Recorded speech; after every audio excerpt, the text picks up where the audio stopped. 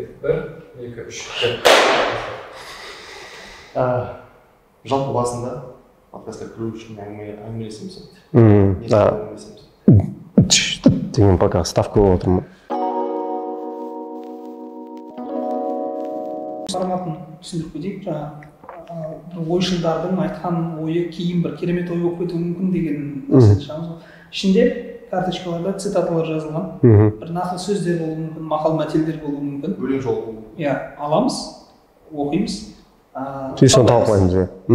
Сол жерден ой өрбітеміз, яғни бізде белгіленген тақырып, сізге қойылатын сұрақ, ондай ештеңе жоқ. Карточка қалай түсті, солай өрбейді. Болды. Егер дайын болсаңыз, иә, онда бірінші карточкадан бастай беруге болады. Давай. Мен аламын ба? Иә. Ойбай.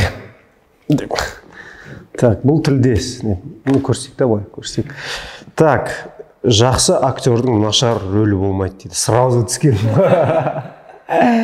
Бізде мынандай сөз бар, актердің кейбір кезде болады ғой, енді басында сен академияға түскен кезде бірінші курста сен еңбек сіңірген әртіссің. Бірінші курс бітірген кезде, екінші курста сен примерно бір дарын серпер сыйлығын лауреатсың. Үшінші курста сен театр актерсің, төртінші курста сен өзіңді актер сезінбей шығасың да ше.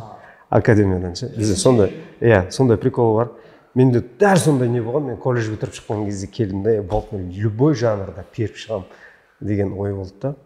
Іске келген кезде, оказывается, өте сәл бір қиындау нәрсе екен да. И, в принципе, әлі күнге шейін болып тұрады ондай нәрселер. Андай актер керек па осы, енді қазір искусственный интеллект деген нәрсе, мынаны бүйтіп қойсылайын. Сондай нәрселер пайда болып, жан-жақтан неше түрлі нәрселер пайда болады да, блин, актер деген мамандық вообще керек па деп ойлайсың. Негізі жақсы актердің нашар рөлі болмайды деген бізде бүйтіп айтады. Актерда енді главный роль, второстепенный роль, екінші, сосын үшінші эпизод деп бөледі ғой. Сол кезде бізді бүйтіп үйрететін. Жақсы актердің нашар рөлі болмайды деген кезде рөлдің несі болмайды, өлшем болмайды. Сен шығуың мүмкін, 10 секундқа шығуың мүмкін, 10 секундқа шығып, бір керемет бірдеңені істеп, есте қалып кетуі мүмкін да, главный герой есте қалмауы мүмкін да. И сондай мағынада айтылған нәрсе да бұл. Енді көп оған да бір, қалай айтсам болады, бір шеберлік керек да. Өте банальный бірақ бір сұрақ қойыңызшы. Барлық интервьюда кездесетін шығар, бірақ жақсы актер дегенді қалай бағалаймыз? Өйткені жаңа рөлді бағалай алмаймыз дедік. 2 секунд, 3 секундтық болса да, оның маңызы үлкен, жоғары бір маңызды нәрсе болуы мүмкін. Ал актерді біз қай жағына қарап қалай бағалаймыз? Бағалай аламыз ба? Жақсы актер, нашар актерді? Енді мынандай нәрсе ғой, ол да бір өзімнің көп өзіме де қойылатын сұрақтар да негізі ол арасында қарап жаңа айтып кеткендей. Актерді бағалаған кезде мынандай да, мысалы бір актер болады, керемет актердай бір рөлға түскен кезде оның амплуасына келмей қалуы мүмкін да. Басқа керісінше басқа актер оның жаңағы эпизод или второстепенный рөлдағы актер мына жаққа келіп, ол одан керемет ойнап кетуі мүмкін да. Бірақ сен бір анау жұмысына қарап бағалай алмайсың да, мына ойыншы емес актер, оказывается, мысалға выжившийда Ди Каприо деп Том Харди басып кетті да, мысалға деген сияқты моменттер болады да көп. И оны не істей алмайсың, бірақ дегенмен де бізде мықты актерлар көп, бірақ қазір дәл қазір сен бағалай алмайсың. Потому что уақыт көрсетеді, ол да бір андай нәрсе ғой, кез келген адам өзінің мақсатына. Мысалға, Хоакин Феникс қанша жыл гладиаторға түсті да, қанша жыл пауза келді да, немен Джокермен деп жарып кетті да. Оның бір несі жоқ та, ол актерлық деген мамандық өзі андай бір мамандық та, бір қалай айтсам болады. Кез келген жалпы мамандық, ол бір адам, бір актер ойнап жүреді да, жоқ болады да, өз-өзіме дамып, не істеп, келіп бір мықты өзінің режиссерін табады. Ондай да бір нелер бар да, детальдар. Режиссер табу деген нәрсе бар. Мысалға, композитор, аранжировщик пен әншінің арасындағы химия бар. Режиссер мен актердің арасындағы химия сондай ғой. Мысалға, сендер қоздырушы күшсіңдер да қазір маған. Мысалға, жалпы бізде қоздырушы күш мынау, сол сияқты неше түрлі факторлар болады. Сондықтан мен айта алмаймын, мынандай актерді бағалайсың деп. Бағалайтындай не бар деп, бағасы бар. кез келген актердің бағын ашатын бір рөл болады немесе рөл болады, сәті болады, неше түрлі. Бірақ енді дегенмен де біздің театрдың актерлары кайф қой.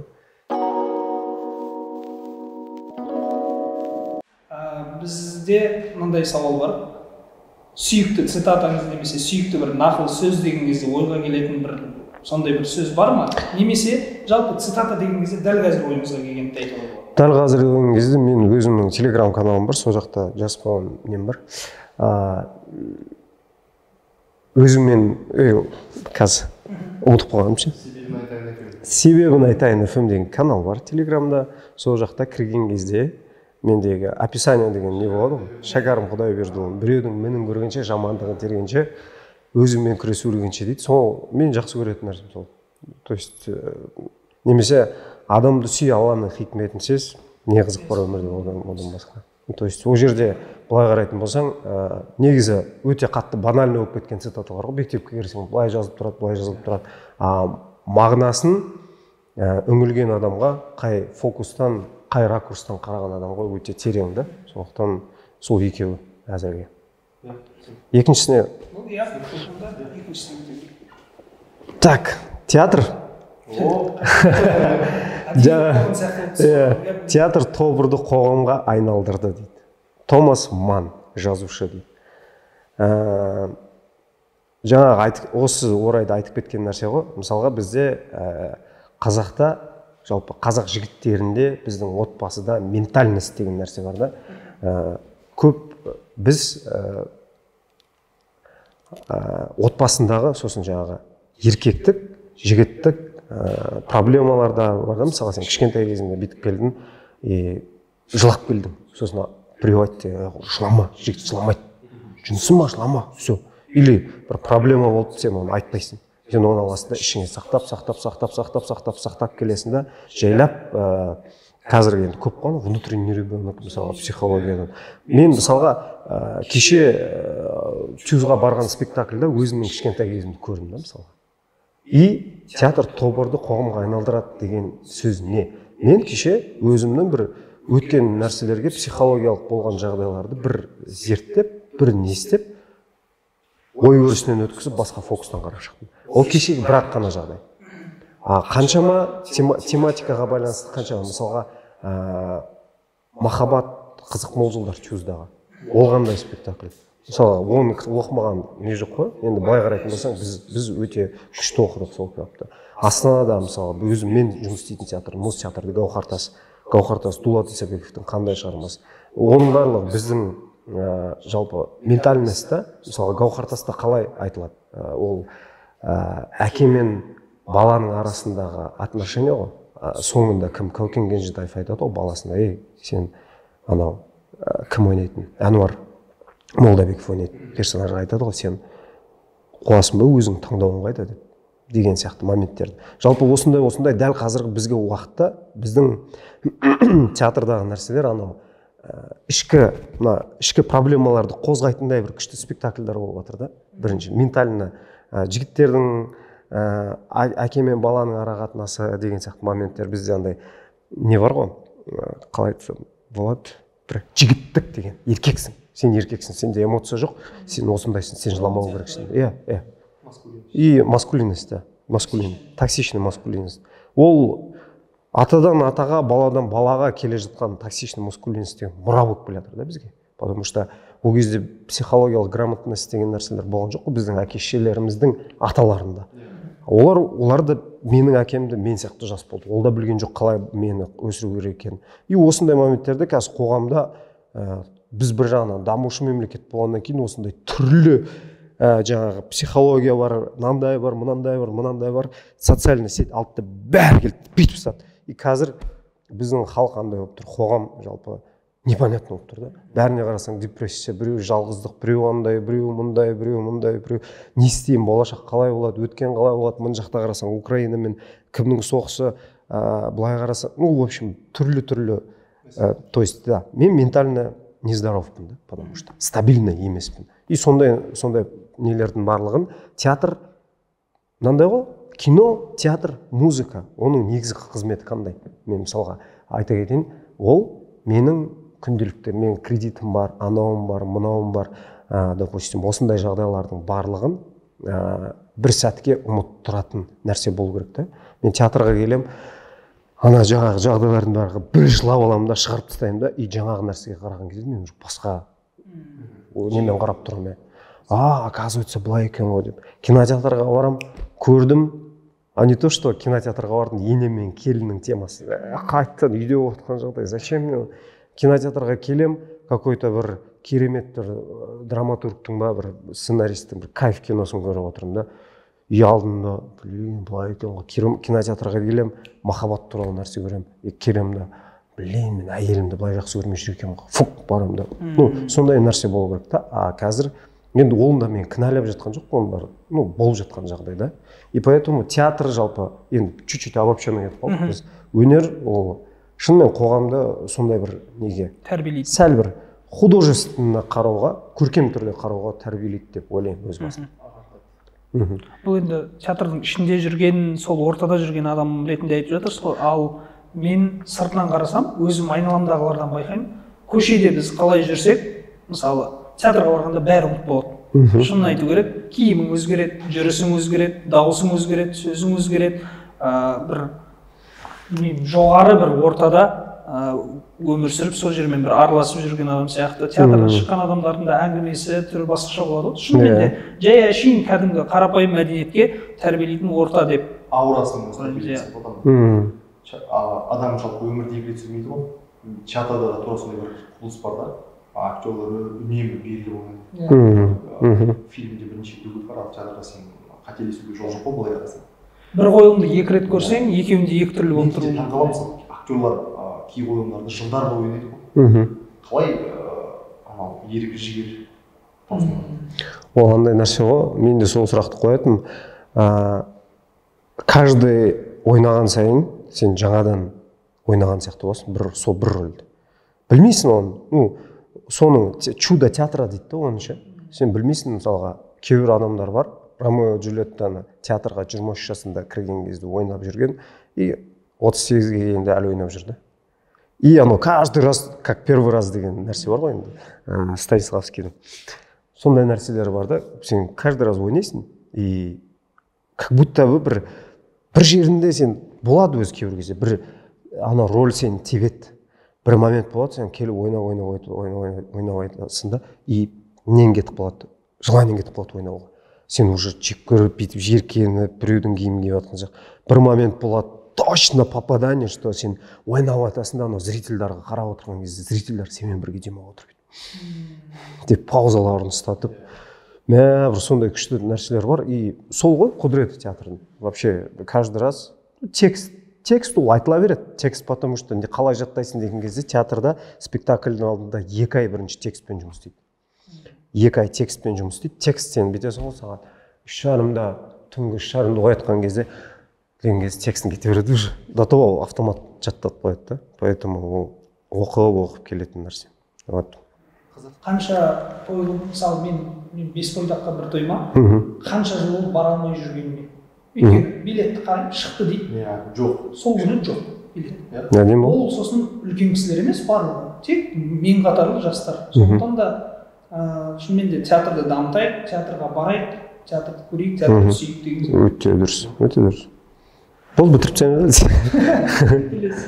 Тағы несі, стиль бәрінде бар, бастысы оны табу. Диана фон Фюрстенберг, дизайнер деген кісі дейді.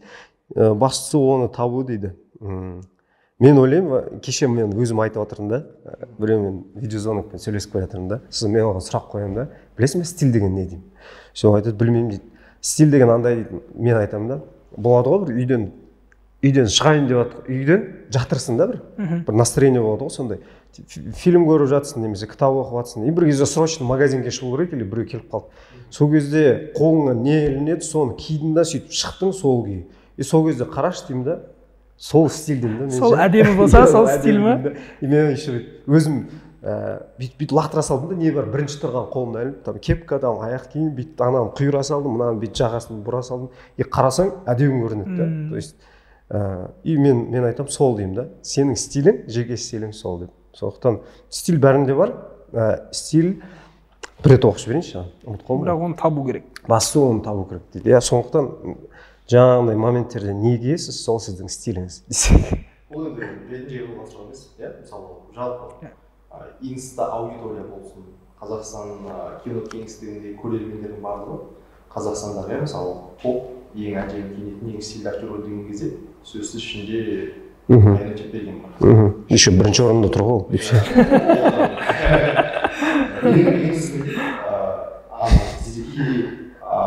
Көпшілік мода мен стильді шатастырып алып жатады да. Мода дегеніміз ол ақшаның еншісіндегі зат қой, ал стиль ол сен тұлғалығын көрсетеді. Сен жоқтан бар жасай алуың мүмкін. Немесе бар дүниені айналдырған төрт киіміңді керемет киіп шығуға болады, немесе үлкен гардеробтың ішінен бір ебедейсіз бірдеңе киіп шығуға болады деген сияқты. Ол да енді рахмет негізі. Мен негізі ондай не істеген жоқпын, шын талпынып болады ғой бір бастамасы, талпынамын мен стильный боламын деп талпынған жоқпын. Ол да бір жаңағы айтайын, кішкентай кездегі бір болады ғой, кішкентай кезінде негізі адамның қазіргі қалпы ол кішкентай кезінен бастап көріп тыңдап келе жатқан музыка болсын, оқыған сәттер, андай да, сондай бір нәрселердің қалыптасқан нәрсе ғой. Мен мысалға мына грубо говоря бүгінгі нені істеп кетемін, мына қалтасы бар нәрселерді жақсы көремін, потому что бұл неге? Өйткені мен военный адамдар ұнайтын маған. Военный жаңағы болады ғой, осындай бір. Түсі де сондай. Иә. И сондайдан мысалға әр нәрсенің өзінің несі бар да, бір тарихы. Мынаны неге киесің, плащты неге киесің, потому что тренчті мен папам бір моменттер болды, 5 жасында ма көз алдыма қалып кеткен ана картина, прям папа деген сұлу да, еще ұзын бүйтіп киіп үйге кіріп келді да, жаңбырда бір тестостерон ұрып ше. И содан қалып кеткен мысалы тренчтер сол картинада, допустим, әр нәрсенің өзінің сөйтіп қалыптасқан нәрсесі ғой. И жаңағындай оны табу керек деген кезде меніңше оны іздемеу керек, просто өзіңе ұнайтын нәрсені кию керек. Кейбір кезде болады, иә, сен райондағы балалар не айтады екен, қойшыны қараны кие саламын дейсің. Қазір сол ғой, қазір более-менее біздің жаңағы маскулинность деген нәрсенің ішінде бәрі кіреді, кстати. Маскулинность бұзылып, адамдар, жігіттер кішкене қарадан, темно-синийдан, сұрдан, қызылға, сарыға өтіп, жайлап келе жатыр да. Анау тиктокта нелер бар ғой, какой-то бір афроамериканецтердің несіне кіріп кетеді да, жаңағы райондарына сөйтеді да, дай зажигалку дейді да, анау розовый зажигалка береді. Чувак, ты чё? Эксперимент бар ғой, сол сияқты нәрселердің бұзылып, қазір түрлі ерлер дүкені ашылып жатыр. Қарайсаңдар Қазақстанда ерлер дүкені, неше түрлі old money style, неше түрлі стильдер. Жалпы біздің стильге келетін болсақ, алаш зиялылары ғой, негізі стильді диктовать еткенше. Уровень, моданың уровень. Сол сияқты мен ойлаймын, ол кезде зиялы қауымдар сондай киінді ғой, біздің алаш зиялылар сондай стильді, өте стильді киім киінген. Поэтому мен сол алаш зиялыларының ұрпағымын деп, көп алып өтсеңіз. Стильден алашқа кеттік, онда келесің. Үшеу болды. Так. Кеше ғана осыны оқып едім Телеграмда. Одан да жыр оқы, қыздарға гүл апар, жас адам сүймеген күні үшін күнәһар деген Қадыр Мырзалиннің. Ну, я. Бұған, мне кажется, обсуждать етіп керек емес сияқты. Ну, жалпы. Ау? Иә. Әр күн үшін. Иә. Әр күн сүй көреді. Ну, иә. Онда тұрған не бар? Андай сөз бар ғой. Қызды сүйгеннің айыбы жоқ дей ма? Мен өз рөлімде отырайыншы, онда жаңағыдай бір журналистер болды, қатып қалған. Сондай сұрақтар келіп жатыр маған. Өзіңізді романтикпін деп ойлайсыз ба деген сұрақ қойғым келіп отыр. Білмеймін неге екенін. Сол сұрақ келіп тұр маған. Қасыңызда отырмын ғой. Сіз қайдасыз деп. Или сіз өзіңізді боқтау болмайды ғой қазір. Иә. Романтик есептейсіз. Романтик, иә. Романтик болып есептеймін. Оны менің телеграмымнан байқауға болады деп өзіңнің телеграмың реклама жасайсың. Жоқ, сілтемесін қоямыз ау. Ненің ән жазамын. Ол енді онда тұрған ештеңе жоқ, расын айту керек. Қызды сүйгеннің жазығы жоқ деп айтады ғой. Енді бірақ қазір осы 25, осы 30 жасқа дейін қызық болды, қарадық, көрдік, онда тұрған ештеңе жоқ. И в принципе болды ғой сол айтып тұрған. Мне кажется, оны айтудың несі жоқ да.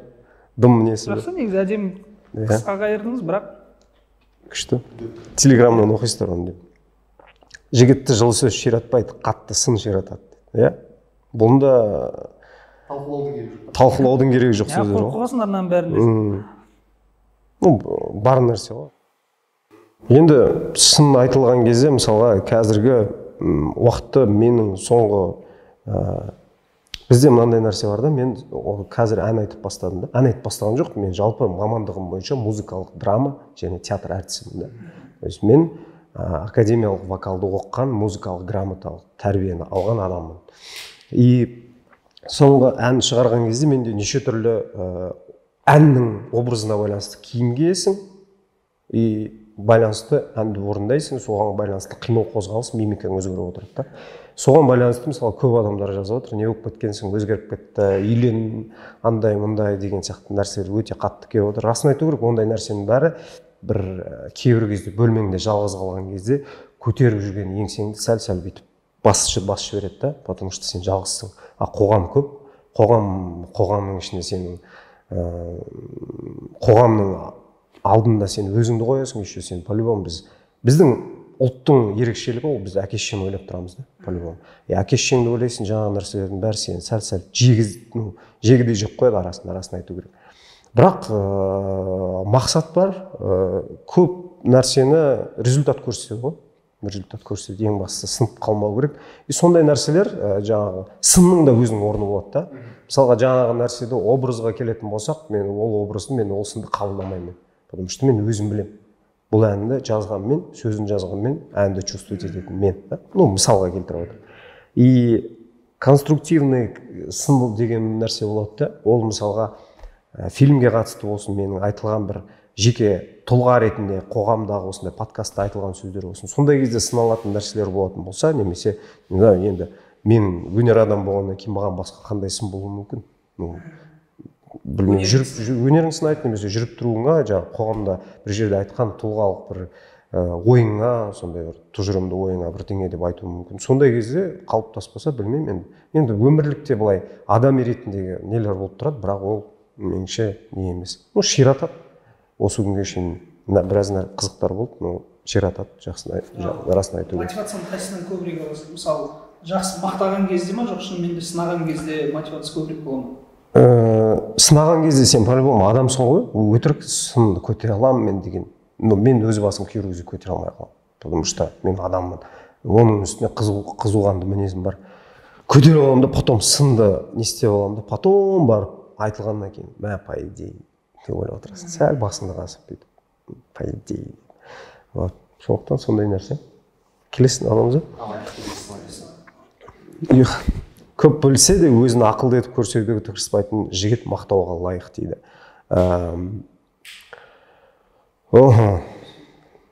Тырыспайтын жігіт мақтауға лайық. Лао Цзи деген философ айтқан екен бұл сөзді. Сол кезде проблема болған екен. Енді меніңше өзгермейді. Заман өзгеріп отырады да. Бірақ сөздер өзгермейді ғой. Меніңше қалай? Дұрыс айтқан. Қалай ойлайсың да? Лао Цзимен келсеңіз. Так, бүйтеді. Қайғыны жалғыз көтеруге болады, бірақ бақытқа екеу керек дейді. Кәдімгідей да. Қайғыны жалғыз көтеруге болады, ер жігіттің бойында қыл арқан шірімес деп айтады. Содан кейін бас екеу болмай, мал екеу болмайды дейді. Бірақ бақытқа екеу керек дейді. Расын айту керек, шын. Оның да бұл кәдімгі үлкен тақырып қой негізі. Бағанағы рөліне қайтып кірдім. Андай біз қазір бақыттысыз ба дейді. Болады ғой, істеп сұрағыз дейді ғой бір журналистер. Енді дәл қазір көптеген, қалай айтсам болады, неше түрлі процестер жүріп жатыр да. Андай нәрсе болады ғой. Бір сәтке тоқтау деген нәрсе болады да, кез келген адамның өмірінде. Тоқтау деген кезде ол прям жүріп келеді тоқтау емес. Просто бір өзі солай вселенная дейміз ба, енді біз сәл андай көшпенді халық болғаннан кейін табиғатпен негізі өте қатты етене араласамыз ғой. И сәл бір сондай бір процесс болып отыр да. И дәл қазір неше түрлі қызықтарды көріп отырмын да, бұрын байқамаған нәрселерді қарап. И сондықтан сен сұрағың мағынасы екі түрлі не да? Бақытқа екеу керек деген кезде, иә? Ол да бар, ол да бар. Екеу керек деген сөз. Сондықтан екеуі де бар. Иә, бақыттым. Сендер бақыттысыңдар ма? Сондықтан оңынан болсын. Дипломға 5 алып кеттіңдер. Қосу керек қой, 5 қою керек қой дипломға. Сразу.